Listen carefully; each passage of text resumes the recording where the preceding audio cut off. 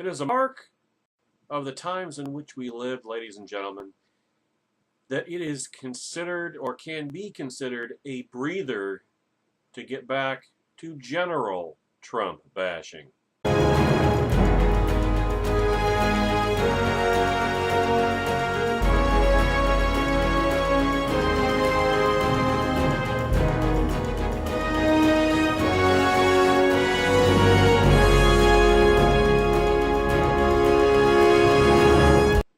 Now understand, folks, that is a Trumper term.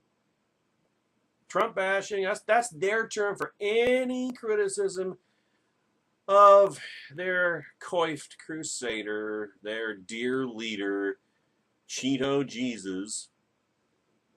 I mean, my criticisms of Donald Trump are specific and well-deserved, and when he does something right on occasion, like this week with pulling out of the Paris Climate Accord, then I say so. And I have. On Facebook, on Twitter. So, credit where credit is due, criticism where criticism is due. It's just there's been so much more that deserves criticism and praise that explains the Trump bashing, folks. Like I said on many an occasion, Donald Trump is an idiot and a naif and a babe in the woods and a rookie and just an all-around disreputable human being who's not fit for the office he holds. Trumpers are going to call it all Trump bashing, so I just borrow their term because I get a kick out of it, folks. But now that we finally got a breather and can pull back and look at more genuine criticism of Donald Trump, did I say more genuine? I meant more general criticism of Donald Trump. Let's start with Thomas Nichols at the Federalist. Kind of a take two aspect to this because my first attempt at this segment didn't save, so I'm doing it again. So if there's a bit more of an edge to my voice in the segment than the ones that follow, well then, now you have the context, folks. But Nichols makes a point, and it's in his headline here, President Trump's tweets, not President Trump's tweets, are gold for foreign intelligence. This gets back to what I said all throughout the campaign about how Donald Trump is an open book and Donald Trump is the most easily manipulated president that we maybe have ever had, which is not a good thing. Classified information is important, but an ongoing look inside Donald Trump's head, place I really don't want to go, is in many ways more valuable than any transitory secrets. So we begin with a very straightforward question. Are Donald Trump's tweets dangerous to our national security? Well, Tom Nichols posed that question on Twitter and immediately was deluged by the usual flood of partisan answers. Trump supporters think it's wonderful that Trump bypasses the media filter and speaks his mind directly to the voters. Trump's detractors think he's revealing a neurotic personality and that his aide should take his phone away from him. I'm in the latter camp, ladies and gentlemen. Nichols approached the question differently. As he watched Trump fulminate against hearings in the Senate, during which former acting Attorney General Sally Yates testified that she warned the White House about fallen National Security Advisor Mike Flynn's Russian connections, it occurred to him that he was getting a real-time look at how the President of the United States reacts to stress. More important, it also occurred to him that he was not the only one getting a raw feed of Trump's thoughts and emotions. He realized that any foreign intelligence analyst worth his or her salt was almost certainly taking copious notes. As well they should. Trump's tweets, from an intelligence standpoint, are a gold mine. Not because they necessarily contain classified information or reveal important aspects of U.S. policy, but because they are a direct and continuous stream of information about Trump himself. Classified information is important, but an ongoing look inside the president's head is in many ways more valuable than any transitory secrets. See, leadership analysis is a difficult subject. In both academic studies and intelligence work, it is an art more than a science, or at least it usually is. But it is crucially important in foreign policy, especially during crises. The psyche of national leaders, their emotional reactions and cognitive maps, the idiom of their reactions, all become paramount in the search for information when states are at the brink of conflict. Every nation in the world does this kind of analysis. Nichols was for many years a practicing Kremlinologist, a Russian-speaking analyst who studied the Soviet leadership, read Soviet media, and carefully peeled back every statement and picture he could find to get as firm a handle as he could on the views and possible actions of the people pointing a massive nuclear arsenal at us. He did this as a scholar, including in books analyzing Soviet politics, as well as in work he did as a consultant for the CIA and other defense-related organizations. He also read such files and has seen how they are constructed as part of helping prepare briefings for a U.S. senator when he worked on Capitol Hill during the First Gulf War. From this perspective, Donald Trump's tweets reveal a great deal about the man. They show patterns of even the smallest details of his routine. When he wakes, what he watches, whom he trusts in the media. They reveal even more about his emotions. They show how he speaks when he's angry, who he thinks his audiences are, and what kind of issues take priority in his cognitive processes. Me, me too. All of these could be helpful to an opponent in a number of circumstances, including trying to decide when communications from the United States are coming directly from the president or from a group of advisors. This has actually happened in the past.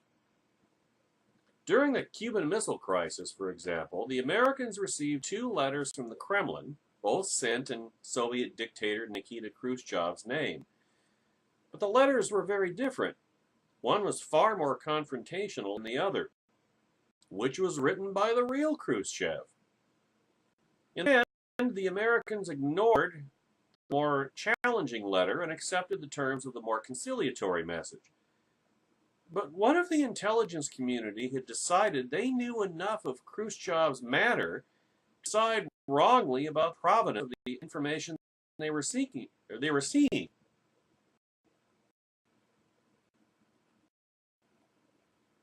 Or worse, what if by watching his stream of thoughts, they mistakenly assumed that they could push him toward a particular solution by manipulating his emotions? Likewise, manipulating his emotions, ladies and gentlemen. Likewise, during the Yom Kippur War of 1973, the Kremlin threatened to send troops into the Middle East, much like Vladimir Putin has already actually done in Syria, prompting Americans to go to a higher state of nuclear alert to deter any such move. America's messages to Moscow were mostly constructed by Secretary of State Henry Kissinger and a committee of foreign policy principals because Nixon was depressed, drinking heavily, and morose over the deepening Watergate disaster. He was in no condition to talk to the Politburo. His aides, without public discussion, also kept a watchful eye over the nuclear codes. The Soviets might well have threatened intervention as a way of trying to take advantage of what they already guessed was Nixon's weakened condition. But the communications from the White House betrayed no change in the commander-in-chief or his authority to carry out his implied threat. American communications, firm and unyielding, did not hint at the turmoil behind the scenes in the Oval Office. See, this is why you have a consistent message. That's why you don't shoot from the hip. That's why you don't fly by the seat of your pants. First thought that comes into your head. These things need to be very carefully crafted and planned. That's why you need a White House communication shop. That's why these things can't just be done ad hoc. Again, this gets back to Trump's unfitness for the office he holds. Well, in this case, the deep state was correct, as they usually are. Not always, but usually. The Soviets backed down and the crisis passed without further escalation. One can only imagine the result had Nixon gotten it into his head to bypass everyone around him and send a direct message to Soviet leaders. So it doesn't matter if foreigners interpret accurately? Yeah, it kind of does. Instantaneous contact between leaders is not a good idea. And nothing except voice communication is more instantaneous, at least in the president's case, than Twitter. The famed hotline, set up after the Cuban Missile Crisis, was a teletype, and for good reason. In the heat of the moment, it is better to have messages dictated and written with time to read them rather than have the President of the United States and the Chairman of the Soviet Politburo shouting angry insults at each other. You remember that scene in Some of All Years? You know, where Ben Affleck's Jack Ryan character is speaking to the Russian leader over that the 1995 equivalent of the hotline. You know, that you need a filter. Because remember one of the lines, remember the shouting dialogue after the nuke had gone off in Baltimore, and James Cromwell, who played President Fowler in that movie. Remember, he was shouting back and forth with his Secretary of State and Secretary of Defense, and he said, I believe the line he said was, don't forget, they tried to kill me, so don't tell me to be bleeping reasonable. You have to control your emotions. You have to control the message in order to keep an already volatile situation from getting even worse and spiraling even further out of control. Again, this gets back to presidential temperament and character and fitness for the office, ladies and gentlemen. Now, I should take note that I make no judgment here, elsewhere certainly, but not here, about the content of Donald Trump's tweets. Sometimes they seem to contradict his own policies, and perhaps that is part of some plan that is opaque to me. No, it's not. It's not. Trust me, Mr. Nichols. What concerns me more specifically is that his tweets, which he might not be taking all that seriously because he's so used to doing it as a private citizen, are becoming part of a psychological profile of the U.S. president, being built in friendly and enemy capitals that may not serve American interests well, not least because they could be misinterpreted and lead to disastrous miscalculations. I mean, hell, they haven't served his political interests well at all, frankly.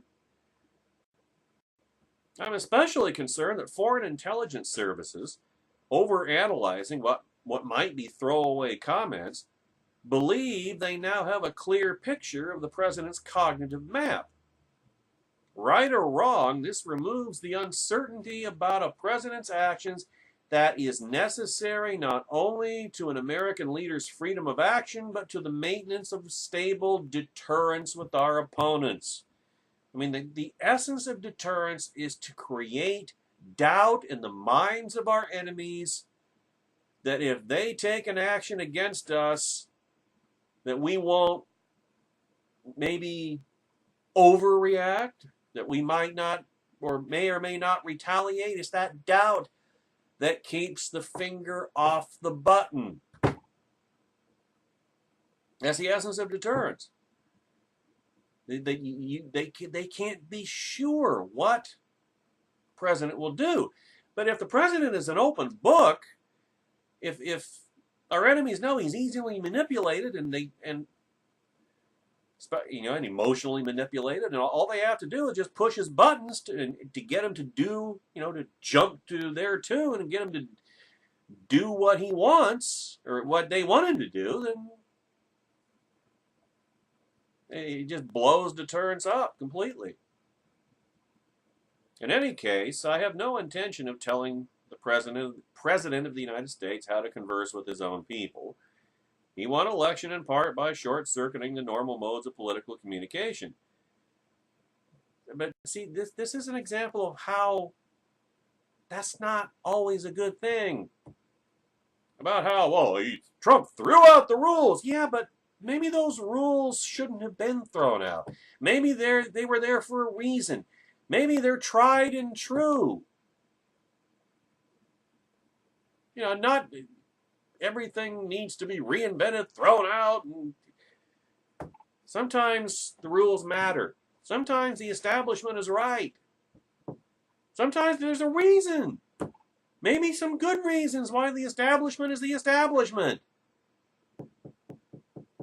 Not all the reasons why the establishment is the establishment are good necessarily. God knows, but some of them at least.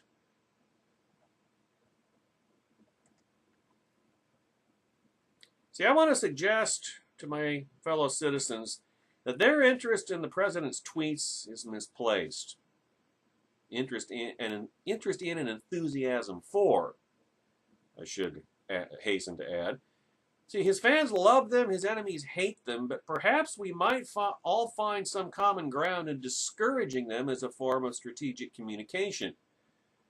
The problem with social media is going to bedevil every president because it is a powerful tool and few politicians will be able to resist it. But the American people should be aware that every time Trump tweets, we're not the only ones listening. Remember the burn it down chants, rallying cries of Trumplicans during the campaign last year, and especially back in the GOP primaries? Well, that's pretty much what Donald Trump is doing. Ben Shapiro at the Daily Wire wrote about that, making the point, and it really is this obvious, that no, Trump isn't remodeling the Republican Party. He just has a hammer, not a blueprint, because trying to suggest he has a blueprint gives him way too much credit for any ability to actually think. Now, at National Review, and this is from several weeks ago, Professor Victor Davis Hanson recently, a brilliant historian and Trump booster, who doesn't speak much for his brilliance, but at any rate, continued to press forward in his attempts to craft an intellectually consistent veneer that Donald Terry's and sundry positions, which is like playing whack-a-mole. According to Hanson, Trump has remade the Republican Party, and if Republicans refuse to see how he has done so, they will return to their losing ways. But this ignores the fact that Trump performed virtually every Republican Senate candidate across the country. That he rode a movement rather than creating it, and that Trump has no philosophy of government. But for those who advocate Buchananism as an alternative to Reaganism, Trumpism makes for a convenient vehicle. According to Hansen, quote, Republicans concentrate on what they like in the Trump agenda: military spending increases, energy expansion, deterrence abroad, tax and regulatory reform, the repeal and replacement of the Unaffordable Care Act, which, of course, is not what Trump is doing. And they ignore the inherent contradictions between Trump's own political creed. But there are many fault lines that loom in the words. Well, what are those fault lines? First, according to Hansen, is free trade. And before we go any further, let us establish again capitalism, protectionism, and statism. Clear on that now? Doctrinaire conservatives believe that unfettered free trade is essential, even if it's sometimes not fair or reciprocal, Hansen writes, ignoring that trade between individuals can be inherently unfair or unreciprocal so long as neither side is being coerced into the trade. But Hansen wants protectionism to maintain manufacturing jobs in the Rust Belt, even though protectionism maintain jobs. Even though the vast majority of those jobs have left thanks to technology, not free trade, and Hansen does not explain why it is in the interest of American consumers to pay more in order to create an indirect redistribution scheme on behalf of voting states, or in other words, government theft. It also ignores new evidence that it is not economic discontent driving Trump vote, cultural discontent brought on by the radical leftism of the Democrat Party. Next, Hansen said that, quote, unlike doctrinaire Republicans, Trump believes that illegal immigration is a big and bad deal. Well, who are these Republicans who love illegal immigration? The ones who voted for Ted Cruz? The ones who made Marco Rubio retract his support for the Gang of Eight bill? The ones who are pissed off at Trump for signing a budget that doesn't fund Trump wall and leaving Barack Obama's executive amnesty in place? There is a wing of the establishment that's fine with illegal immigration, but to suggest that Trump has somehow revolutionized the party on the issue is historically illiterate. Hansen then turns to foreign policy, where he says that, quote, Trumpism views the world abroad largely in terms of realist deterrence, close quote. But this is a kind gloss on Trumpism. He gives it way too much credit. Trump has already fired missiles in Syria and put a U.S. carrier off the coast of North Korea. Meanwhile, he's making nice with the Russians while kowtowing to the aggressive Turkish dictator. Hansen says, quote, Trumpism argues that it makes little sense to snub autocratic friends while cutting deals with autocratic enemies like Iran or Cuba. That's false choice. Why cut deals with autocrats if you don't need to do so? Trump hasn't made any move to dismantle the Obama-era Iran nuclear sellout or to reinstate the Cuba embargo. The truth is that Trump's foreign policy is an uncomfortable mashup of knee-jerk aggression and instead isolationism. It isn't Kissinger-esque realism by any means. It's more Lindbergh-esque. Hansen says Trump's changed the party with his political incorrectness. Now that's true to a certain extent.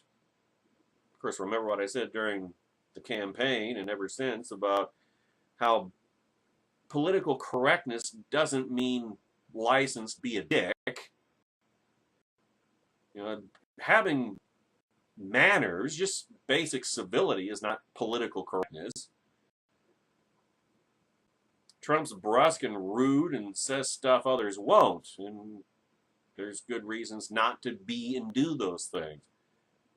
But to pretend that Republicans were in favor of political correctness before Trump is just delusional. Trump is a symptom of the hatred for PC and a beneficiary of that hatred, not the leading edge of the anti-PC movement. In other words, he doesn't know what political correctness is. He's just appropriated that term for his own dickery, in essence. Hansen concludes, quote, Trump apparently believes that if he achieves 3% GDP growth and avoids a major war abroad, his brand of economic nationalism, which is statism, realist deterrence, which is isolationism, and America for chauvinism will replace mainstream republicanism.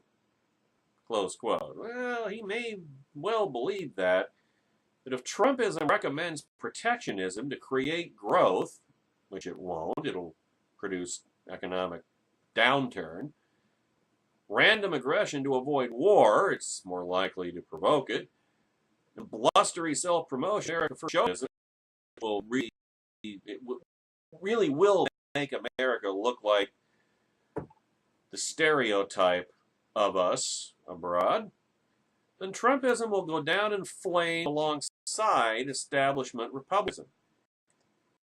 And establishment republicanism really wasn't as bad as Trumpers made it sound. Might even make a comeback. How would that be for a reaction?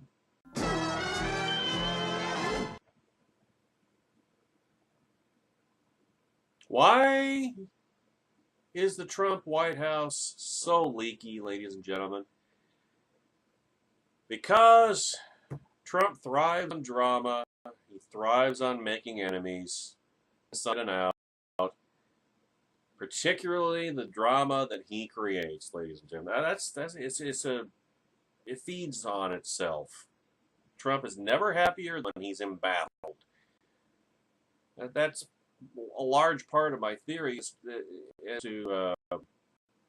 that he is trying to get himself impeached. He wanted to prove he could win the election. He didn't actually want to be president, but there's no way for him to resign and still say. But if he gets impeached and goes down fighting, and he's covered, he becomes a martyr. But definitely fit into his psyche. See, historians, Jonah Goldberg writes in his syndicated column, will tell you that Adolf Hitler, and no, we're not going here, don't freak out, was not plagued by leakers and anonymous sources within his government. Joseph Goebbels did not routinely race to the Frankfurter Zeitung to plan embarrassing or inconvenient information about his boss. He didn't dare. Stalin, likewise, didn't rail against anonymous doers within his inner circle, because if there ever had been any, they would have all long since been dead. Well, maybe he did now that I think about it, but he usually allays such concerns by having those people killed or sent to the gulag. But he didn't kill them for leaking to the press, because there was no press in any meaningful sense to link or to leak to. In other words, for the people who seem to think that Donald Trump is an authoritarian tyrant, the fact that his administration has been plagued by leaks and anonymous sources talking out of school should be oddly rare. Which is not to say that Donald Trump doesn't have authoritarian instincts, but as I said before, he doesn't have the mental wattage or personal discipline to actually make that journey, to actually make good on those instincts. He's an idiot, not a tyrant. At the same time, the roaring torrent of leaks from the White House is extremely dismaying for many Trumplicans, starting with Trump himself. His decision to fire FBI Director James Comey was reportedly driven in part by his belief that Comey wasn't doing more to hunt down leakers against him. Now, in some instances, Trump is right to be angry.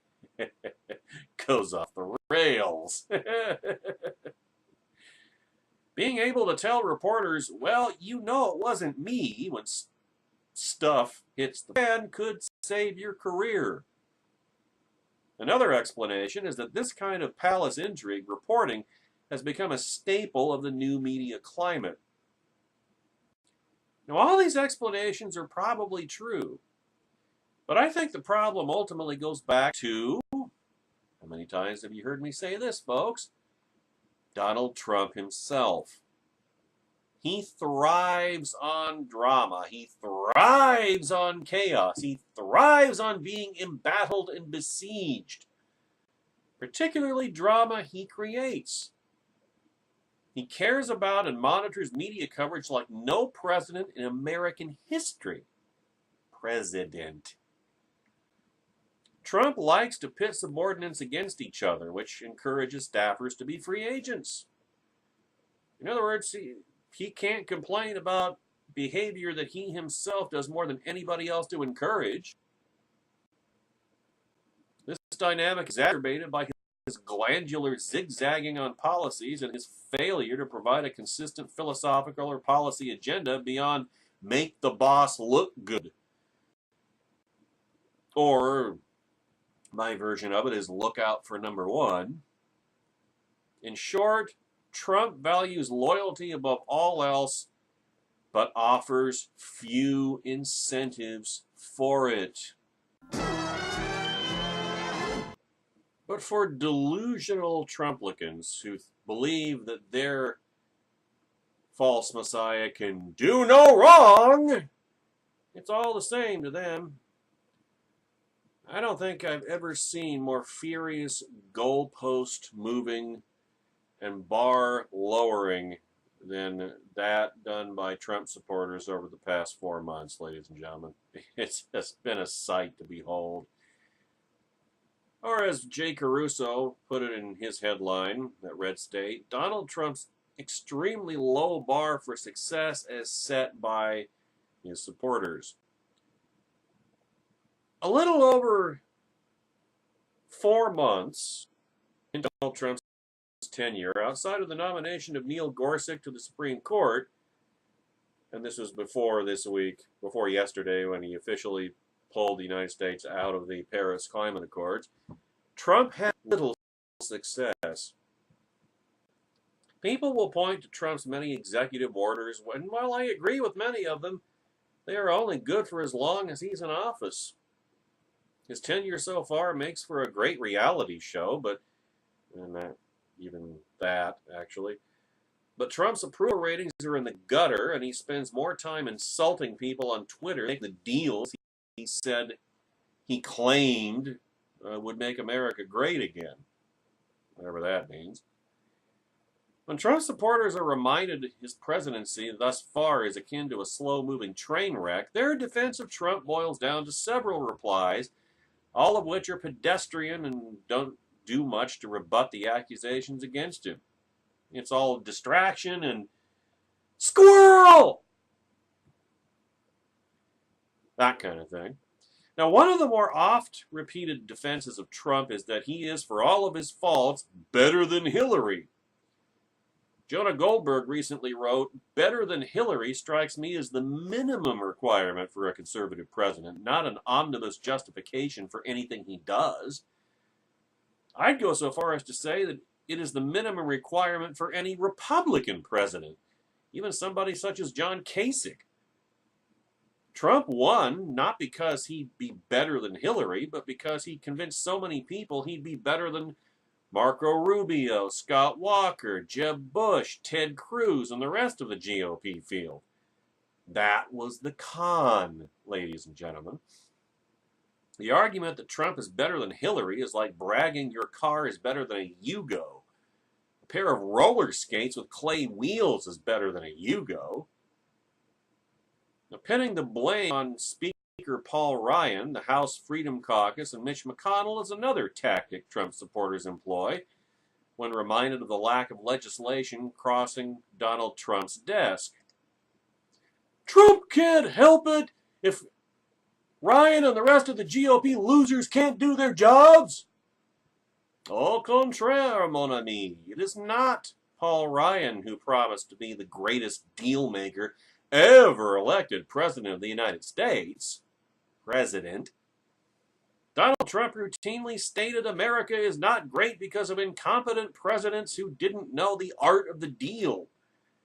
Trump maintained he'd change all that. He'd use his deal-making ninja skills to work miracles while in office. He said during a debate last year, quote, "With Congress, you have to get everybody in a room. You have to get them to agree with what you want. You have to get people in, grab them, hug them, kiss them, and get the deal done. But it's got to be the deal that you want." The other defense is pure deflection. It usually comes in the form of how he takes it to Democrats and attacks the media. I suppose that some people enjoy watching him talk about fake news and use cute nicknames such like Crying Chuck Schumer, as they did Lion Ted and Little Marco during the primary campaign, or Crooked Hillary in the general. But is that seriously the best his defenders can do? Are they going to measure the success of a presidency based on his ability to lob schoolyard insults? And you knew this was coming, folks. Yes, they will! Why do I say that? Because, yes, they are! They put forward such defenses and use it as a yardstick to measure Trump's success. But when Trump's job approval ratings are in the 30s, it's a hell of a price to pay for what could be huge Democrat gains on the road. At some point, Trump will have to do more than sign executive orders and show them off to the media. If not, his supporters, well, you would think that they would use it, but when they keep recycling the same ones over and over and over again, why wouldn't they just keep doing that? Now, we Never Trumpers have been saying, "We told you so," for the past 4 months and, what is it now? 4 months and 13 days.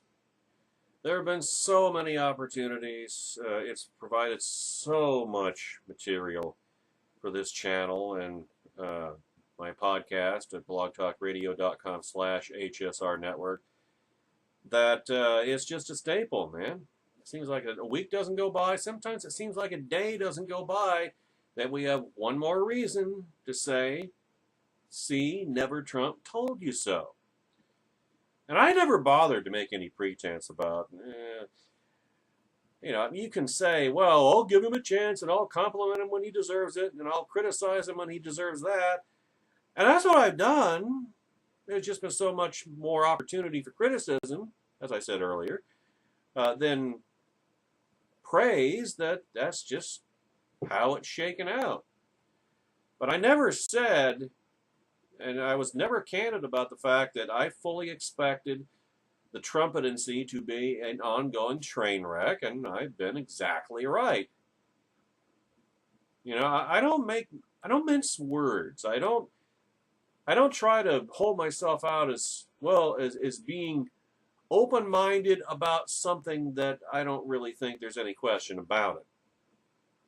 So I could never come up with a headline like Eric Erickson did at his website, theresurgent.com, about, "I'm starting to fear I was right." I had no question that I was right. And I tend to think that neither did Eric Erickson, really. I think he knew that what we've gotten was what we were always going to get. And that last year. That's why there were so many conservatives who could not stomach and could not support Donald Trump, because we knew that this was going to be the result. You might get a few random good things, like Neil Gorsuch and like withdrawing from the Paris Climate Accords, which, by the way, never had the force of law in any case because Barack Obama never submitted it to the United States Senate for ratification. So he was just imposing it by executive order, and that's easy to rescind, to reverse just with a stroke of the pen, or just not pushing those policies.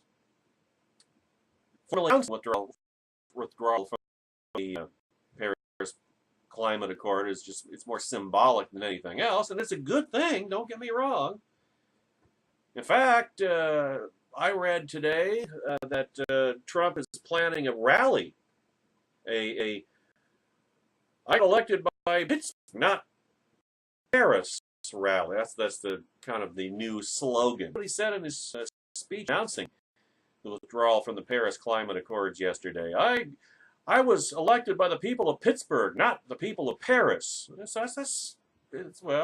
alliterative, I suppose. There have been worse things that have come out of Trump's pie hole. And they're actually showing that they're finally starting to learn that when you do something that generates positive press, you keep pushing that and don't step all over it by making another boneheaded Twitter mistake, stepping on another rake, just as with the Kathy Griffin's picture holding up a fake severed Donald Trump head. I mean, that's generated huge negative publicity and blowback on Kathy Griffin. And for once, Trump has stayed off of Twitter, didn't get on Twitter, didn't step all over the narrative that was going his way without anything coming out of his Twitter account. He just kept quiet, let Kathy Griffin commit career suicide, make himself look like a sympathetic figure for a change, and he hasn't stepped on it. He's left it alone. When your enemy, it's one of the cardinal rules of any kind of conflict, whether it's actual war or politics or whatever, if your enemy is self-destructing, stay out of the way and let him do it. And that, for Trump's sake, I don't really care if he does or not, but for Trump's sake, it would be such a good idea if he could just stay out of the way and let this public sympathy and the good press from formally withdrawing from the Paris Climate Accords, just focus on that. If there's ever been a White House that is in more desperate need of positive public relations, I don't know what it is. I don't know which one it could be. But that's what Trump desperately needs. But getting back to the Eric Erickson piece, where he says what I think that all never-Trumpers have known all along. During campaign 2016, I made 3 points about my opposition to Donald Trump, Mr. Erickson writes. First, I did not think he could beat Hillary Clinton, and about that I was wrong. Not because Trump was a strong candidate, because Hillary Clinton really was that bad. But there were two others that have been ignored. My second point was that I feared if he were somehow able to beat Hillary Clinton, the long-term devastation he would do to the nation as a whole, and the GOP in particular, would pale in comparison to 4 years of Hillary Clinton. Both of these points were joined to the third. Donald Trump does not have the moral character we should want in a president, and it is a terrible role model for our children. If God wanted him in the White House, he did not need Christians dirtying their hands to get him there. You know, dirtying their hands and ruining their witness. But dirtying their hands and ruining their witness, many Christians did, which brings their faith and the genuineness of their faith into question, in my opinion. A good number have sacrificed their witness in order to get their president. And too many are still willing to beclown themselves to serve as loyal foot soldiers and apologists for Donald Trump. One could even say drones. Everyone right of center can agree that Hillary Clinton stocking the judiciary with judges for 4 years would be a terrible thing. But I would submit that 4 years of Hillary Clinton nominating judges through a Republican Senate pales in comparison to a generational defeat of the GOP that sees decades of liberal judges approved by liberal presidents and liberal senates. And I fear that might happen. That was a Cardinal Never Trump point last year. Look beyond the next 4 years. I mean, look, country survived the Civil War. The country survived 2 world wars. The country survived the Cold War. The country survived Bill Clinton. The country survived Barack Obama, which I didn't think that it was going to, but it did. So could the country not survive 4 years of Hillary Clinton? I think it could have. But what's worse, 4 years of Hillary Clinton or 8, 12, 16, 20 years of Democrat presidents following Trump? You got to look at the bigger picture. You got to look beyond the action. You got to think. Tribalism, partisan tribalism negates, precludes critical thinking. Barack Obama was a destructive force to the Democrat Party, but he left office still highly regarded by more than half the country. Donald Trump entered office losing the popular vote and has done his damnedest to ensure everyone who did like him walks away in disgust and revulsion. Donald Trump supporters love to point out how everyone got it wrong except them, although they got it wrong too. Nobody, I remember, you remember, anybody who was on social media last October and in the first week of November knows Trumpers had all their excuses for Trump's defeat already laid out in a row, locked and loaded and ready to go. The election was rigged, the Democrats cheated, blah, blah, blah, all the conspiracies, all the excuses. I mean, Trump supporters were as surprised as anybody else. It's just that for them it was a pleasant surprise. That's all. And they fail to note that Trump did lose the popular vote. In fact, he was elected because of 70,000 votes spread between Wisconsin, Michigan, and Pennsylvania. Now, does anyone reasonably think he is holding on to those 70,000 voters and gaining other votes to stem the tide of organized Democrat get-out-the-vote efforts?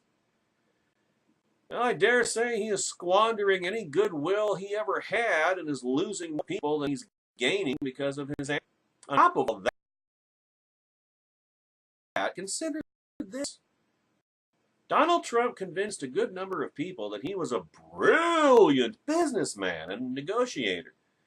He convinced many that he could get much from the negotiating table, more than anybody else could possibly get. But he has gotten very little thus far, and if the Democrats take back Congress, he will get even less.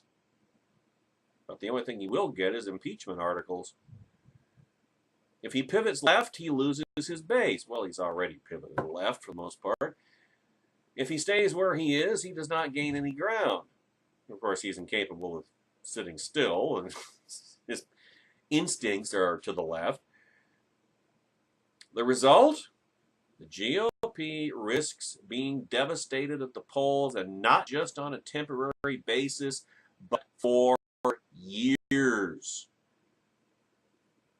Now, the GOP recovered quickly from the Nixonian-era troubles at the presidential level, but it took years to get them reorganized at the congressional and state level.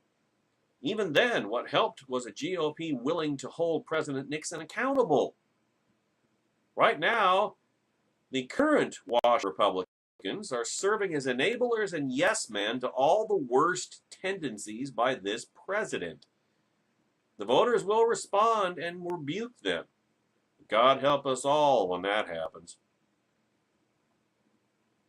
As for the Christians serving as apologists for Donald Trump, dancing around the golden calf, as it were, they would be wise to note that they think they saved themselves and their faith by trusting not in God, but in a president, a false Messiah, a false Christ, every bit as much as Barack Obama was for his cultists. You know, God has a funny way of turning things like that on its head and forcing them to trust in the Lord instead. Usually, such events take the form of making a victory, in hindsight, clearly Pyrrhic. Now let us readdress this notion of Trump's supposed genius and how he's playing 8-dimensional chess and he's just so much smarter than the rest of us that only he knows what he's doing and blah, blah, blah, blah. You know, I would have thought that after getting 8 years of that idolatrous bullcrap out of Barack Obama and Obaminus, that any and all Republicans would have been immune to it, that they wouldn't have wanted their own version of it, that they would have been repulsed by the very notion itself and would have no vulnerability or toward falling into that despicable, reprehensible way of thinking themselves, but you'd have been wrong. Ben Shapiro addressed that in a column at nationalreview.com. The president's character flaws are getting in the way of his agenda. And Trumpers really don't seem to care all that much. Boy, they get defensive. I mean, for a lot of Trumpers, their response to pointing out how Trump is a failure, Trump is a disaster, Trump is a stumbling cluster bleep of a miserable failure, and the greatest Obama tradition gets you personally attacked, personally insulted, in all manner of colorful ways, because they can't defend Trump because they're not to come off as completely autistic, and a lot of them do, then they can't defend Trump because there is no defense for Trump. But others of them pretend that, oh, well, Trump knows what he's doing. Trump's really a genius, and he's so much smarter than the rest of us that you people can't see it. You need to have blind faith. I don't think so. In fact, Donald Trump is the most WYSIWYG, what you see is what you get, person who has ever been in the White House, quite frankly. Well, a couple of weeks ago, Trump proved again that character matters. Trump failed miserably on all fronts. Not because of his political principles, which were never philosophically conservative, and he doesn't have any principles anyway other than look out for number one, but because Trump is a deeply flawed man and thus an even more flawed leader. His obsession with others' perceptions led him to fired FBI Director James Comey, who should have been fired by all rights months ago for the sin of failing to respect Trump's bizarre theories about Obama-era wiretapping. Meanwhile, in an act of extreme arrogance, Trump appeared on national television and proceeded to destroy the supposed rationales for firing. His pathological insecurities then led him to tweet about tapes of Comey, which he then refused to allow his communications team to sweep under the rug. See, there is no 8-dimensional underwater quantum chess going on here. There is only Trump. And as the so-called law of the lid states in business, the upper limit of a president's competence can never be superseded by the subordinate. Trump's competence is tied directly to his character defects, which is why Trumpers have to set the bar so low. Subterranean, in fact. But many Republicans overlooked character as an argument against Trump, and they continue to do so today, although it is his character that leads him to jump on rakes. According to an April 2017 poll from the Deseret News, 57% of Republicans now say it would not matter to if a candidate for president had had an extramarital affair in the past.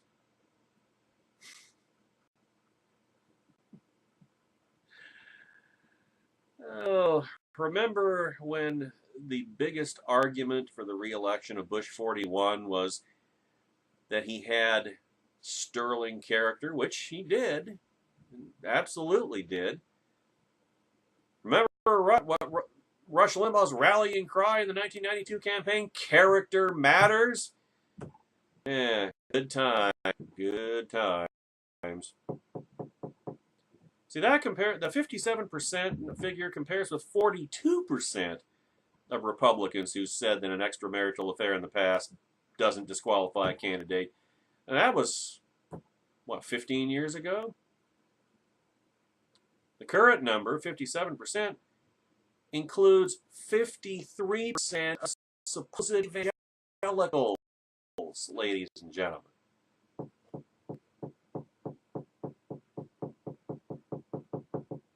I mean, I get the arguments about, well, we're electing a president, not a priest, not a pastor. Yeah, but things like that can be indicative of other character traits that may be considered more relevant to the presidency.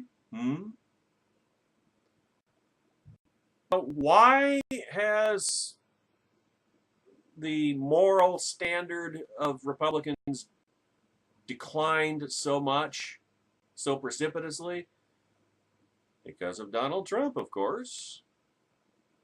It's obviously silly to argue whether this has been a principled stand by Republicans. It isn't, any more than it is principled opposition rather than political convenience driving Democrats' sudden turn against adultery among politicians. Just 47% of Democrats said adultery wouldn't matter to them, as opposed to 69% who said the same thing in 2002. Again, partisan tribalism. This is the greatest affliction, the greatest cancer of the American body politic and culture in 2017. But it does point to a bet conservatives made in the 2016 election, that success equals character. No, it doesn't. Not even close. Trump's business career became, for many conservatives, an all-purpose fallback argument in behalf of his character. I saw that, folks. You heard it on Constitution Radio a little over a year ago. Because conservatives believe in a meritocracy, they tend to believe that those who are successful are not cheats, liars, or scoundrels in the private sector. To understand conservatives' willingness to overlook Donald Trump's personal problems, it's important to understand the context in which Trump's fans saw him as a real estate magnate. Real estate takes a certain level of expertise. It takes fluency with numbers. It takes willingness to structure the art of the deal. It requires patience and the ability to grasp with learning curves. Adaptability, in other words. Success in real estate means careful planning, years in advance, and a willingness to pull the trigger on big moves. It requires a certain level of character, too. Your reputation in real estate helps determine whether good deals will ever materialize. Those who begin as real estate sharks don't have decades-long careers in the main. Trump, his conservative defenders insisted, was a real estate mogul, the most powerful real estate mogul in America. That made him, by inductive reasoning, a decent person despite his adulterous, dishonorable, and despicable liaisons. But many conservatives refused to acknowledge the 2 points about Trump that should have given them cause for concern, even if they believed the somewhat flawed meritocracy character link. And it's not just somewhat flawed, it's totally divorced from reality. First, Trump did not earn his magnate status. Trump inherited a massive amount of wealth from his father and, by most available estimates, has significantly underperformed the real estate market. Hence, Trump's incompetence. Second, and more important, there is at least one area of meritocracy where conservatives discard the supposed character success link. In entertainment industry. Conservatives have always understood that talent for entertaining and quality of character may actually be inversely linked. You'd be hard-pressed to find a conservative touting Kim Kardashian's success as proof of her good character. Well, here is another inconvenient truth, Trumplicans. Trump is an entertainer. He acts like an entertainer. He obsesses about his ratings. He spends hours on his hair. He agonizes over personal perceptions of his successes and failures. He cannot bear to be out of the spotlight, and he feels personally threatened by those who occupy it more than he does for any period of time. Now, conservatives wouldn't pretend that Paris Hilton would make a good president because she's so successful in her other ventures. Yet many conservatives told themselves a story whereby Trump was more Warren Buffett than Paris Hilton, so they could continue to maintain the false image of his good character. In other words, Trump conned a big portion of the Republican base, but they were ready and willing to be bilked, ladies and gentlemen. But see, Trump isn't more Warren Buffett than Paris Hilton. And not all aspects of character are equal when it comes to governing. Some bad men govern well. Others govern poorly. It's fair to argue that personal fidelity to one's spouse has little to do with governing ability. Some Americans made that argument in the 1990s. Others went with the character argument and maintained that you can't trust a person who commits adultery. Obviously, Bill Clinton provided proof both ways. He governed decently, but was a pathological liar. Trump's flaws, however, differ from Clinton's. He has the same need for love from the world at large, a love that drove Clinton away from ideology and toward a governing centrism, and which will likely move Trump in the same direction. In other words, to the left, from where he was pretending to be. In other words, that'll take him home, in essence. But unlike Clinton, Trump is also deeply arrogant about his own abilities, which means that he micromanages rather than delegates. He's also spontaneous, which means he makes more unforced errors. Way more.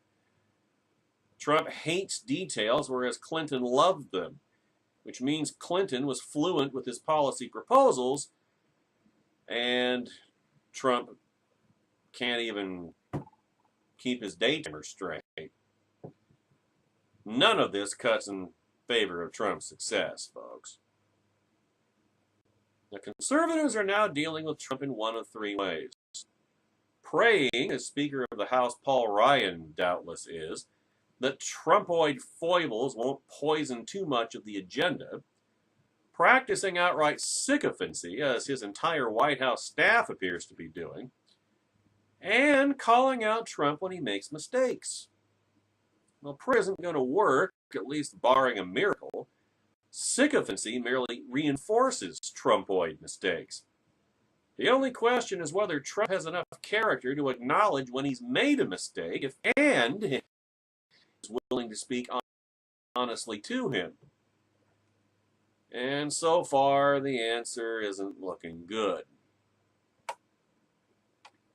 Character still matters in the presidency, despite what various and sundry partisan cultists claim. And age 70 is a little late to be getting started in developing character. But if Trump wants to have a successful presidency, he'd better start now, which is another way of saying, I wouldn't hold my breath. Now let's turn for a moment to conservatives. Not the Trumplicans. They're already gone. You're never going to get them back. They're already been assimilated. They're already drones. They are irredeemable. But I'm talking about the conservatives. People like, well, my once and who knows, maybe sometime in the future, friend and colleague, although currently neither of those labels apply, Douglas V. Gibbs. I'm talking about conservatives. I'm talking about people who aren't cultists, but still remain loyal to Trump out of tribalism. And see what I mean about partisan tribalism being a blight on the American body politic in 2017.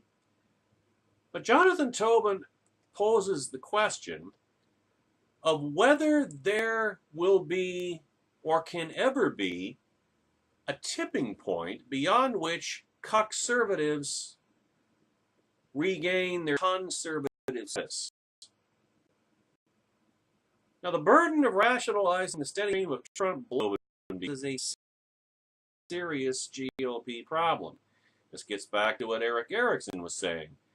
What Never Trump was saying throughout the campaign about how you may win the battle but lose the war ultimately.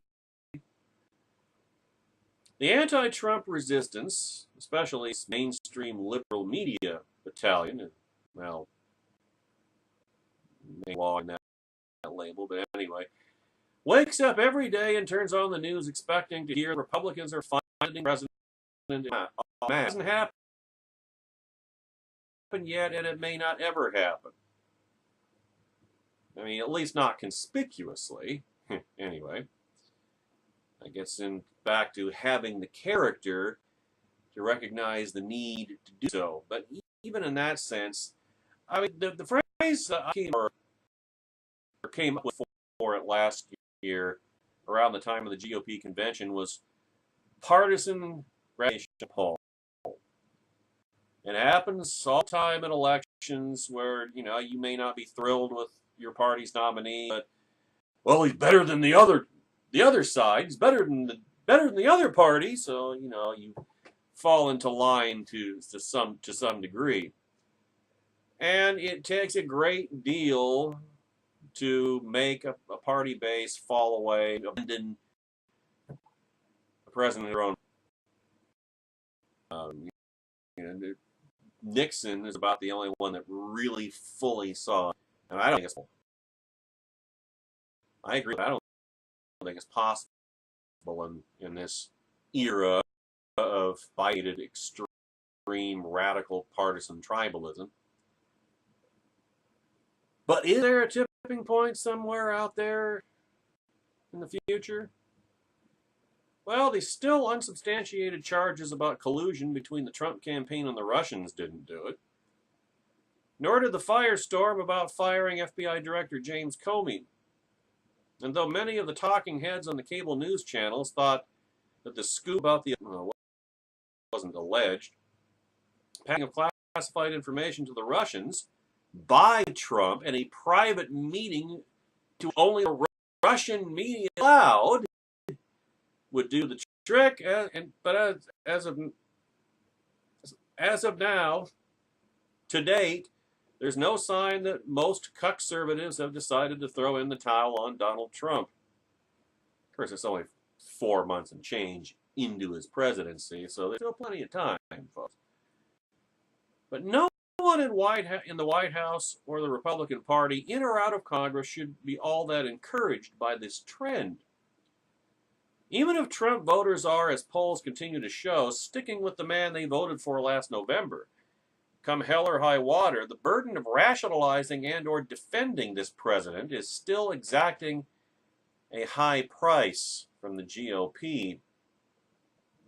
If they have to continue paying it on a daily basis, it will have a serious impact on the ability of Congress to push ahead on any major conservative projects, such as tax reform.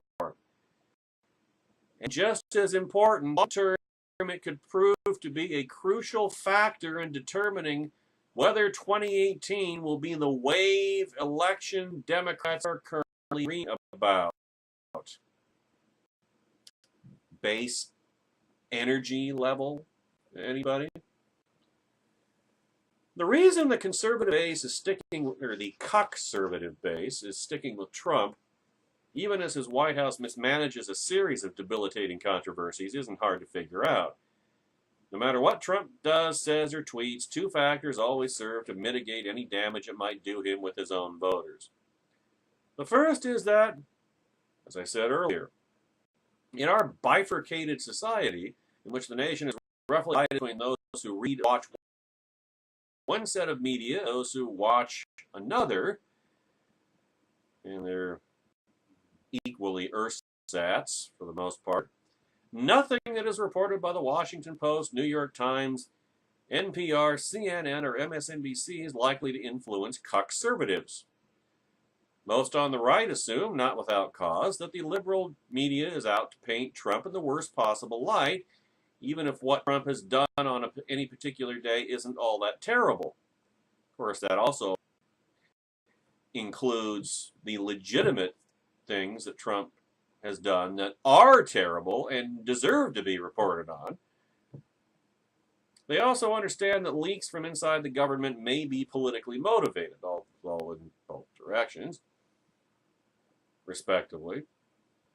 Now, just as crucial is that whenever the usual cast of media characters start arguing that the latest outrage is the worst Trump has ever done, in other words, they can't pace themselves, and that this will finally be the straw that breaks the camel's back, most conservatives smile. Even if what we're learning about Trump's disclosure of Israeli intelligence is deeply troubling, it's clear that such issues aren't viewed in isolation. We are now at the point where anything, even news stories involving national security that would in other circumstances upset conservatives, that outrages liberals is seen by many on the right as somehow a good thing. Again, irrational partisan tribalism. The right may have spent all of 2015 and 2016 demanding that Hillary Clinton be held accountable for her refusal to treat classified information seriously, but it's likely that many Republicans may be ready to treat the story about Trump's indiscretion as either fake news or not such a big deal. You wonder why I'm an independent nowadays, ladies and gentlemen? If that makes them hypocrites, they will simply answer that Clinton's Democrat and liberal media apologists are in no position to talk about Trump. But that's not the point. That's what is now known as whataboutism. You know, you can't defend your own guy, so you say, well, what about them? They're scum too. But that's not the point. See, this is why Trump's support among his voters has, despite an all-out media assault since he was elected in November, stayed strong. Undeservedly so. As Democrats showed us in the last election cycle, rationalizing and defending the prevarications of your party's leader isn't all that hard. You just put your head down and refuse to accept the premise of the other side's questions, no matter how reasonable they might be. At this point, there just isn't any place in our political culture where sensible people can find common ground. On the no behavior and comments and the circus that is his White House are bad for the country as well as the GOP. Also understand that the alternative is a liberal resistance Surrendering to the other side could mean not just Trump's undoing, but the unraveling of the entire conservative project, even though Trump is the one that's currently unraveling it, much of which Trump has opposed and sabotaged in his first months in office.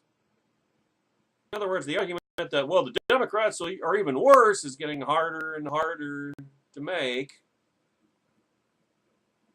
But the assumption that Republicans can go on like this indefinitely is equally unfounded. Conservative voters, even the most loyal members of the Trump base, may not be willing to join forces with his critics, but they are being exhausted by the effort required to stick with such an undisciplined and constantly off-meta president. That doesn't just apply to pro-Trump talking heads whose numbers have dwindled in recent days, because anything you might say in defense of the president's position on any issue is likely to be undermined by the next morning's tweets from real Donald Trump, or from @real Donald Trump, his Twitter or personal Twitter account. While Trump's fans love it when he's outrageous, they can't derive the same enjoyment from his contortions as he balances the need to appear presidential on national security issues with his compulsion to vent his spleen at his critics or boast in private meetings. Which is why Trumpers respond to those of us who point out these things with personal attacks. The sheer effort of having to discount the endless stream of controversies is taking a toll on conservative energy and activism. Where are the legions of Tea Partiers who turned out to hound Democrats at town halls a few years ago or to cheer at Trump rallies in 2016? Well, they may still be out there waiting to be mobilized, but having to defend an incumbent who seems unable to stick to a position, put forth an easily understood narrative about his actions, is not a factor that helps sustain a party or a movement. Trump voters may think that the Russia collusion story is a crock, that Comey deserved to be fired, and that disclosing Israeli intelligence to Moscow isn't treason, but neither are there any signs that they're all that excited about what this administration is doing. In other words, it's a long process for them to finally arrive at a point where they admit, hey, you never Trumpers were right, we were wrong, we screwed up. If that day ever comes, it'll be far, far too late. We'll be in, probably the second term of President Julian Castro. and maybe House Speaker Maxine Waters and Senate Majority Leader Bernie Sanders, maybe. Nah, well, he'd be in his 80s. I don't know if he'll live that long. How about Senate Majority Leader Kamala Harris? Does that fill you with excitement? See, the enthusiasm between Trump supporters and those of Hillary Clinton last year played no small role in determining the outcome. But can anyone on the right pretend that this factor isn't now working in the Democrats' favor, and that the reason is Trump's often indefensible behavior? This will act as a drag on congressional Republicans as they labor to turn the country's attention back to the issues they want to work on in the year and a half they have left before the next election. It will also hamper their ability to compete effectively in the midterms. While we're a long way from the Democrats being able to credibly claim that they will do a 2010 in reverse next year, each Trump controversy gives them more confidence and further depresses GOP morale. See, there may be no such thing as a Trumpoid act that will constitute a tipping point in the sense of making Republicans openly abandon him. But the real tipping point for Trump may be the moment when he will have suppressed his base that it will no longer constitute an effective counterbalance to the Democrats' resistance media machine. And when that point is reached, GOP majorities and any hope that Trump can successfully govern, well, there is no hope he can govern, but I'll work with Tobin here, may be gone. If that isn't something that will scare the Trump White House into a genuine, if probably futile attempt to keep the president's loose lips and Twitter account in check, nothing is. Or as I again say, don't hold your breath. I don't know how many of you have seen the first Deadpool movie, but there is a scene within it where Deadpool, Wade Wilson,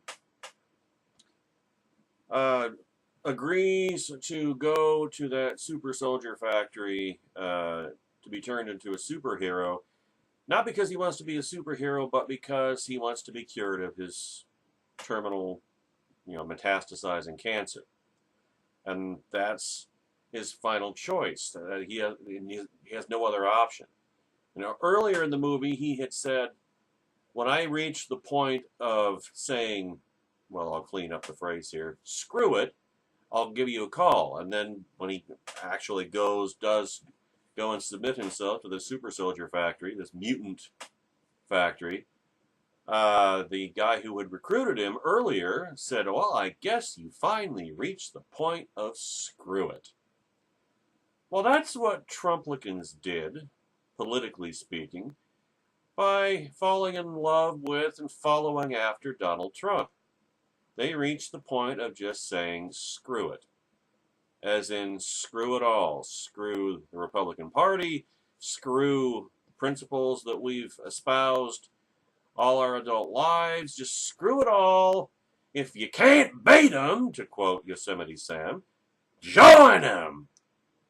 And so Trumplicans became exactly like the left. They became exactly like the snowflakes that they detest and despise and hate so much. And so now we have this bipartisan tribalist wasteland that is American politics in 2017. But there are some of us who took our principles seriously. There are some of us for whom character still matters. There are some of us on the right who did not sell out to Donald Trump. We are known, of course, as Never Trump. Now, you can attach whatever meaning to that label that you want. In the context of the election last year, it was we don't support Donald Trump. We don't support Hillary Clinton. We don't support either one. We cannot support either one. Now, one of them was going to win the election. Everybody knew that. And it turned out to be Donald Trump. But, that puts, Trumpers crowed after the election. Well, what are you Never Trumpers going to do? You don't have any reason to exist anymore. Now get in line. Or how did Dennis Prager put it? Put on the red jersey and get out on that battlefield. Words to that effect. And Never Trumpers, in one fashion or another, said, screw you. We're not on that team. That team left us. We're not on that team. We don't wear your jersey. We still stand for our principles, the principles that you blasted overboard, threw out the nearest airlock to follow after a New York liberal con man like Donald Trump, a 70-year-old man-child. The guy who's going to bring down the Republican Party for a generation or more. The Herbert Hoover of the 21st century. And so we're the ones pointing out, now this is where the irony comes in. There's quite a bit of irony because ever since Trump took office, ever since he was inaugurated, we have been pointing out all his mistakes. And as I've said in previous videos / podcast simulcasts, we did so in the sense of, hey, if he wants to have a successful presidency, if you want him to have a successful presidency, referring to Trump supporters, then he's got to stop being Trump. It's as simple as that. Because being himself doesn't work. Because he's not fit for the office. He doesn't have a presidential temperament. He's not a leader. Because Trump supporters followed after Trump because Trump told them everything they wanted to hear. No more complicated than that. He lied to them. And as I said before, this is what you get.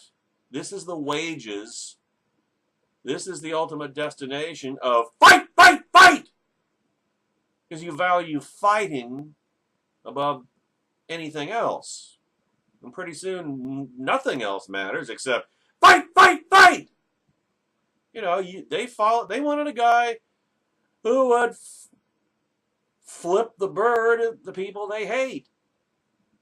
Not a conservative, not a leader, not somebody who would actually advance the ball for the conservative movement. And, you know, personality cults being what they are, it's not having a positive end, a positive result. But one thing that being Never Trump has enabled us in Never Trump to not have to do is to have to constantly go out and basically do the job of the White House communication shop. Those poor woebegone people. We don't have to defend his every idiotic tweet, his every idiotic statement, all his foolishness and temper tantrums and just stepping all over PR situations that ought to work in his favor, and then he screws them all up. That's what makes it so amazing that he didn't step in the middle of the Kathy Griffin, hey, look at this severed Donald Trump head incident this past week. That's the first time that he has not stepped right in the middle of a PR gift from the other side. To say nothing of announcing the pullout of the United States from the Paris Climate Accord, which has, of course, triggered the left, as it was always going to do. And then he didn't step on that. He left that alone, too. Maybe, just maybe, he's starting to figure things out. Or maybe not. We will see as time goes on. But by not hopping aboard the vehicle whose name you already know by now, we in Never Trump have been spared the need, the bother, the aggravation, the futility of trying to defend his every idiocy. Ed Willing at the Resurgent.com gave voice to the frustrations that some, at least, conservatives may be experiencing since they have undertaken these thankful and futile defenses. He wrote an open letter to conservatives, not Trumplicans. They're already gone. They're hopeless. They're already lost. But conservatives. What was another synonym for them? Reluctant Trump supporters. People like my once and who knows, maybe future friend and colleague Douglas V. Gibbs. Please make it stop. Please stop defending him. I mean, please make the bleeding stop. Can't a guy just have a break? It's gone from annoying to maddening to downright embarrassing as a conservative in America these days. Defending our once shared philosophy from the usual suspects is bad enough, but it's part of the job, right? But having to give a disclaimer with every statement I make is just as bad. No, I don't support that. No, I would never say that. That's not who we really are. No, I didn't vote for him. No, I didn't vote for her either. I am so, well, he might be so sick of wanting to say, I told you so. I'll never tire of it. Now, every day, there's something new. We are, at the time that this was written, 116 days into a presidency we feared And not only have I been vindicated for things I warned of nearly a year ago, it's called foresight, not sour grapes, but the constant tide of scandal and mistruths is more than I prepared, well, even more than I prepared for. I mean, I knew he was impulsive, but my God. To make matters worse, I'm either being patronized by liberals as one of the only honest Republicans out there, or having to ignore or fight the Trumpakazis for speaking truth to power. The last 8 years, I was spiritually at peace, criticizing a man with whom I disagreed on everything, because I didn't have to fight my friends, my so-called friends, to stand against stupidity. In fact, I was able to stand with thousands at outdoor rallies, hold signs on street corners, and knock on doors across the street from people who now call me cuck, snowflake, princess, and yes, liberal.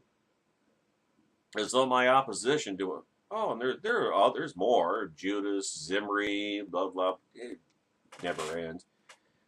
As though my opposition to a single politician is tantamount to a 180-degree reversal of my long-held philosophy on government and society, when the reality is it is Trump supporters who have made that 180-degree turn. Not us. You know who I'm talking about. We all deal with them. Since I fought against Donald Trump's attempt to take over the Reform Party, Mr. Willing here, during my college years, yes, I grew up and came back home politically, I've had no problem speaking truth to power or to the masses. So I was an old hand in fighting against Trump's attempts to take over the Republican Party. I can take the hits, but I'm just tired of it. I'm tired of the daily press debriefings. Yes, that's what I meant. Fake news accusations, which ironically once referred to Trump-humping sites from the campaign, and scandals that make me choose between my core beliefs and my fellow man.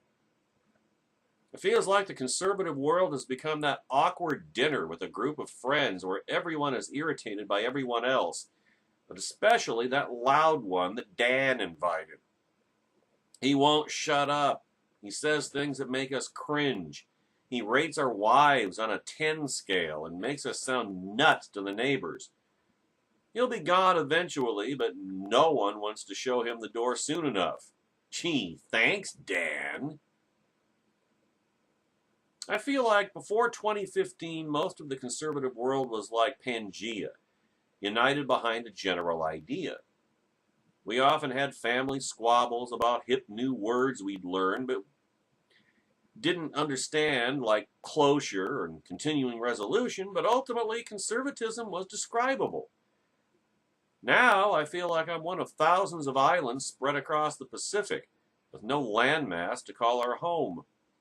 There's no common thread connecting us anymore, and we're left having to rough the seas to find kindred spirits, or even common definitions of English words. I'm no stranger to fierce debate. Mr. Willing, lives in Wisconsin. Do I need to explain? I once even got into the political weeds with a friend I've known since birth. She's a vocal Democrat supporter. But all it took was a few months and a family cookout to realize there's something beyond politics that we can all enjoy. We aren't enemies, we're neighbors. We may live on different sides, but we share the same street. It's tough to think about all those nice things, though, when every time I open Facebook or Twitter or turn on the television, I see something else ridiculously stupid or downright dishonest that was done by Donald Trump, and by association by the Republican Party. The news is like taking a sip out of a fire hydrant. I need a mental vacation sometimes. Okay, I went out and mowed the lawn. But back to where I started. I care about politics because, well, it's how I'm made. I can't change it. in the political world will never be a quiet circle hug, but it doesn't have to be a circular firing squad either. I just want my friends back. I want my party back. How can I fight for the Constitution of the United States when I can't say water is wet without a former friend yelling at me for twisting the truth? How could I encourage the conservative world of which I am a part without being called a Democrat? How can I walk through the halls of a church without seeing an image of that pastor standing next to an adulterer and cover photo of his Playboy interview? How can we build trust with each other without insisting half the country is either stupid or lying? I still want to contribute a voice to the conversation, but I don't want to be doing so from such a cynical place. You see, the greatest legacy of the Trump candidacy and presidency that followed is that conservatives became as inconsistent as we felt liberals were. Our churches lost the moral authority of their gospel witness, and the more serious of us out there withdrew from the common conversation because we just wanted to live life. But that would mean I lose something I still love. I don't want to lose politics or my friends or my conscience. And after this year, I may only be left with the latter. I envy Bret Stephens. Not so much because he's now a columnist for the New York Times, but because he has a platform from which to disseminate conservative thought and commentary that is occupying enemy territory, and because he is pretty much where I am on a daily basis, fighting both sides, both tribes, on behalf of what he believes in. Difference is he gets paid for it. That'd be nice. But otherwise, very similar at the very least.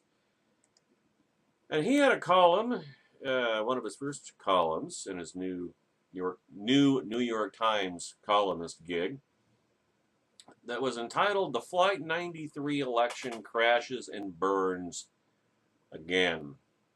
Now, in case you've had the pleasure of forgetting, the Flight 93 election was the title of a portentous essay published last September under a Roman pseudonym in the Claremont Review of Books that declared the stakes for the United States in 2016 thus, quote, "Charge the cockpit or you die!"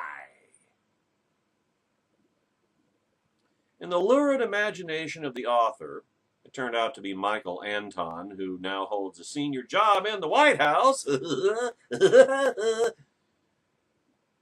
The American Republic was Flight 93, a plane deliberately set on a course for destruction by liberals and their accomplices in the Republican establishment and the globalist Davoisie.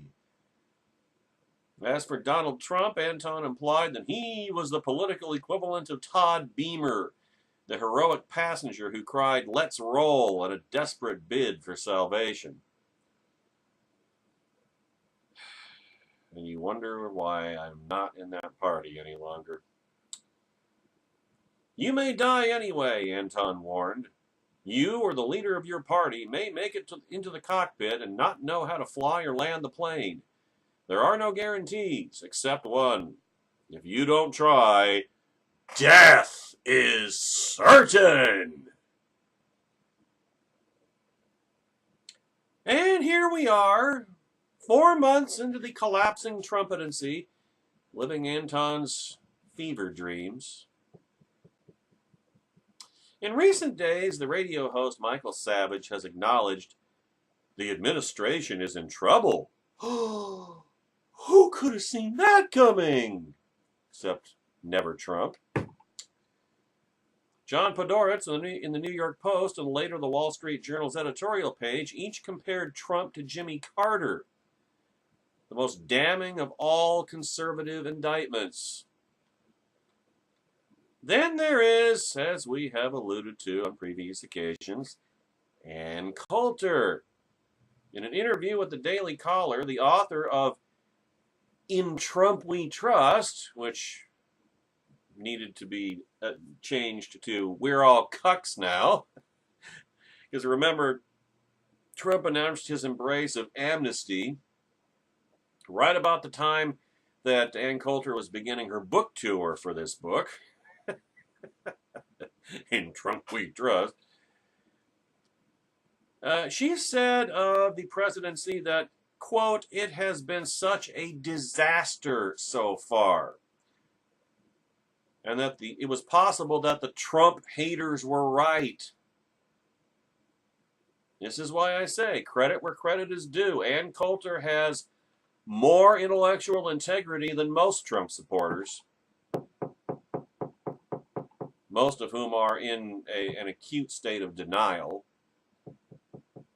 She even dropped the F-bomb, fascist, to describe Trump's hiring of his relatives to senior White House posts. Lyndon Johnson is reputed to have said, if I've lost Cronkite, I say I've lost Middle America. That might have been apocryphal, but you could see him having said it. After the CBS anchorman said in 1968 that the Vietnam War was unwinnable. Just so for Trump. If he's lost Coulter, he's lost angry America. That's not his entire base, but let's face it, it's a critical fraction of it. It's the heart, soul, and core of it. Now the hope of the president's dismayed supporters is that this moment of near political bankruptcy will lead to a reinvention and a turnaround. You hear that from a lot of Trump supporters all the time. Perhaps, there's one Trumper who is always telling me, you just watch, a year from now he's going to be at 65% in the polls. And no. Even if Trump, even if it wasn't Trump, even if Scott Walker were in the White House, no president is ever going to get that high in the polls absent a major international crisis or something because of bifurcated, bipartisan tribalism, ladies and gentlemen.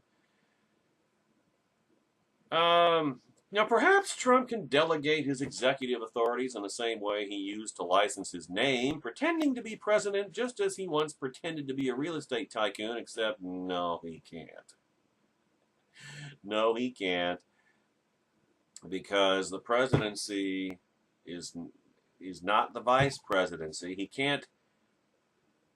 If Trump could do what he wanted to do, he would just designate Mike Pence his chief operating officer, and Trump, or even chief executive officer, and Trump would be chairman of the board, and the day-to-day operations of running the country, you'd delegate to Mike Pence, and Mike Pence would be, in effect, the de facto president, and Trump would just go around to rallies all the time, receiving the adulation and idolatry of the masses.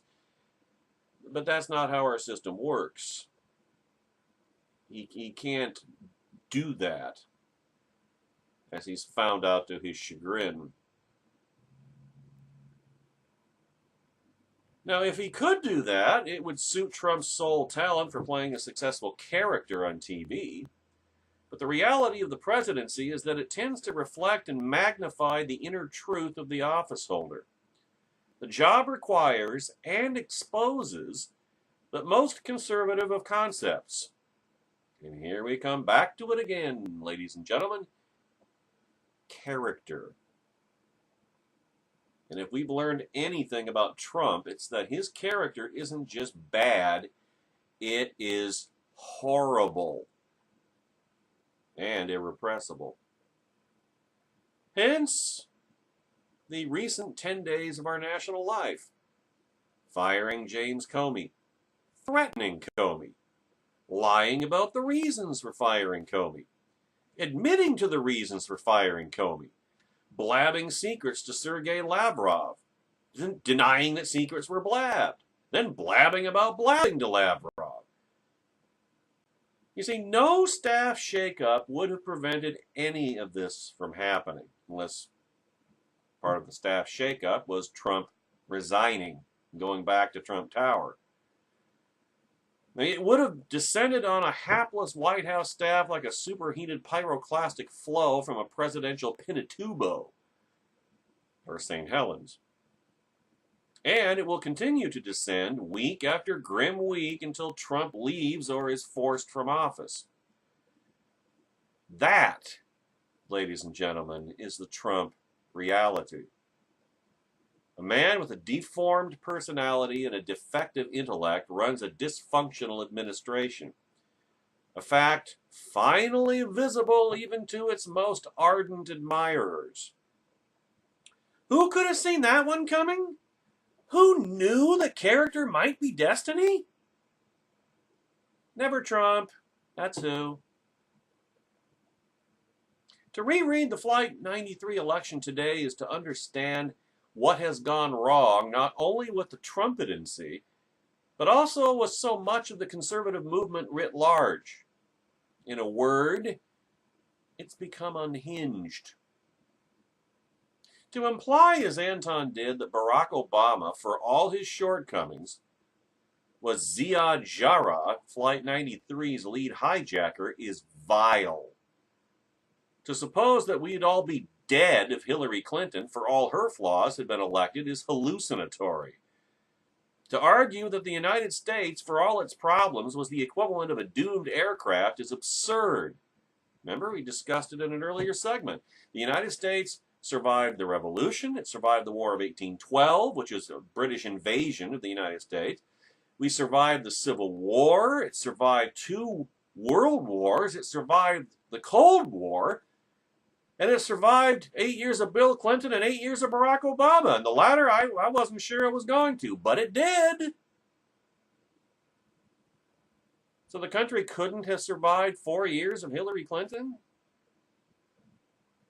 I mean, the question is whether the country will survive the 8 or 12 or who knows, well, 8 or 12 years, or who knows, a full generation of Democrat rule that will survive the total gutting and discrediting of the Republican Party after Donald Trump's, however long his tenure lasts.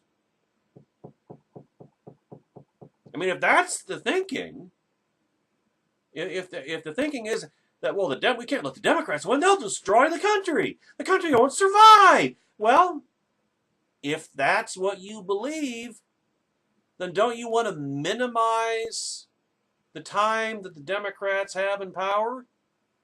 And if you want to minimize the time that the Democrats have in power, then why would you want to put somebody in power with an R after his name that is going to lay waste to the brand of the Republican Party?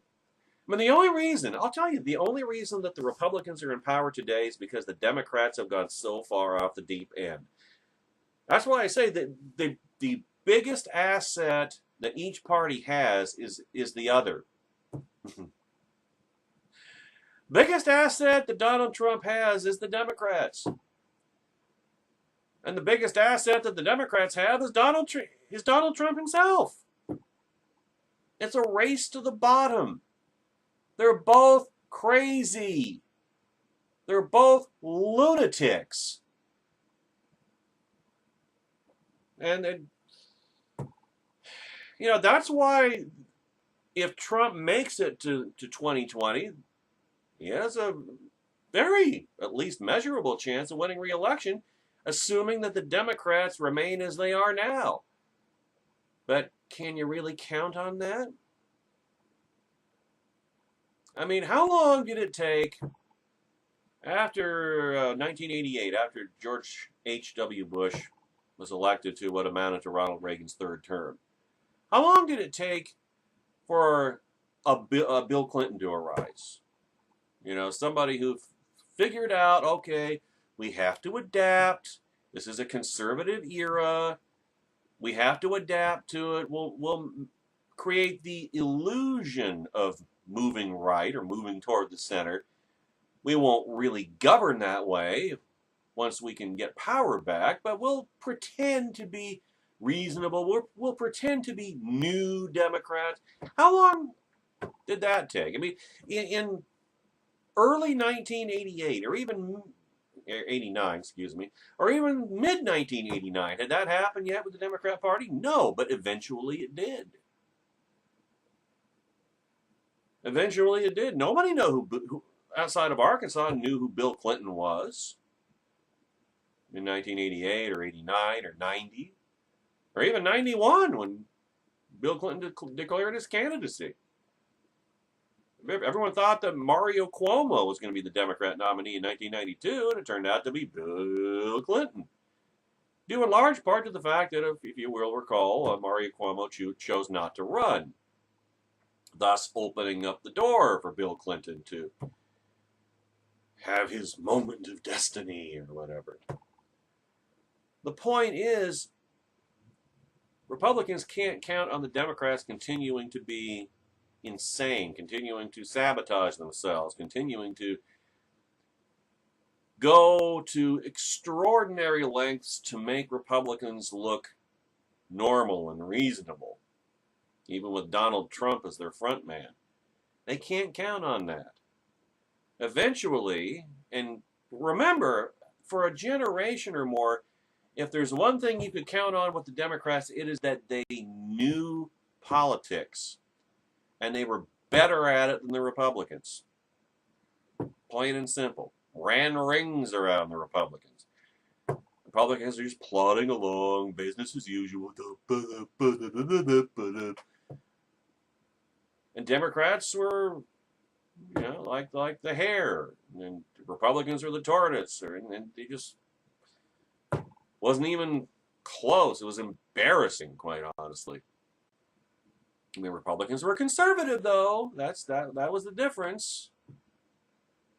And then Trumplicans decided, well, the only way to win is to become like the other side, to adopt their philosophy and their tactics, their lack of character. And that's where the Trumpetency came from. And that's why it's collapsing. And that's why much of the former conservative movement has become unhinged. So that's how you get things like equating Barack Obama to Ziad Jarrah, Flight 93's lead hijacker. That's where you get this notion that we'll all be dead if Hillary Clinton gets elected. To argue that the United States, for all its problems, was the equivalent of a doomed aircraft is absurd. And it reflects not just a partisan tribalist mentality, but also the inability to look beyond the next election. I mean, how many times have we heard it over the past generation, just in this century alone, that this is the most important election of our lifetimes? Well, yeah, I could see it in a crucial situation, like 1940 might have been an example of that. 1980 was another. But it's said every 4 years. This is the most critical election of our lifetime. Well, not every election can be that critical. I mean, it devalues the phrase. If every election is the most critical of our lifetime, then what about the previous ones? Was that just an exaggeration, or is it an exaggeration now? I mean, which is it? Stop with the superlatives. Stop with the hyperbole. Not every election is critical. The country will survive. It reminds me, now that I think about it, of something that Rush Limbaugh said to a caller after the 1992 election, when Bill Clinton unseated Bush 41. And all this, you go through the campaign and talk radio being what it is. You hype up the stakes to just ridiculous levels. And this is where you get this notion that Barack Obama was like Ziad Jarrah and Hillary Clinton. If Hillary Clinton gets elected, we're all going to die and all this stuff. And his callers, what do you know? His callers believed it. And so they barraged him. It was like it was like Fraser Crane. It was like a psychological, like a trauma hotline. Limbaugh's callers calling one after the other, saying, "Oh no, oh no, Clinton won. What are we gonna do? Oh, America is over." I remember Limbaugh saying something to the effect that it's not going to be that bad. I mean, things will be more difficult, but America can survive. America will endure. It's not the country's not over. Well, you didn't hear him saying that last year, did you? That was always the potential downside of talk radio. A host comes along, says things that nobody had ever heard on the radio before. The vast untapped conservative audience, and you start listening to this guy, and he builds an audience, but that audience develops a sense of ownership in the host, and then when the host says something that the audience doesn't want to hear, then the audience gets all pissed off because they think they're entitled to hear only what they want to hear. Snowflakes, in other words, snowflakes are bipartisan too. And then what do? If you want to hold your audience, you've got to sell out. You got to forfeit your intellectual integrity. The EIB network. The EIB Institute for Advanced Conservative Studies. Well, not anymore. Not anymore. Yeah, it's the Institute for Regressed Trumpist Studies, which doesn't require any study. It's just the worst in humanity outside of mass murderers or that kind of thing. You see, it is the mark of every millenarian fanatic to assume that the world stands on the verge of a precipice. It's a conceit, really. Well, this is the time in which I live, so obviously it must be the most important. And that only radical or violent action can save it. That's the premise of Anton's essay. It's also the kind of thinking that has inspired extremists from time immemorial, including the people who grabbed the planes on 9/11. And maybe 2016 was the Flight 93 election or something like it. Maybe the pilots are dead. Maybe the passengers failed to storm the cockpit. Maybe the hijackers reached their target by landing on the White House after all.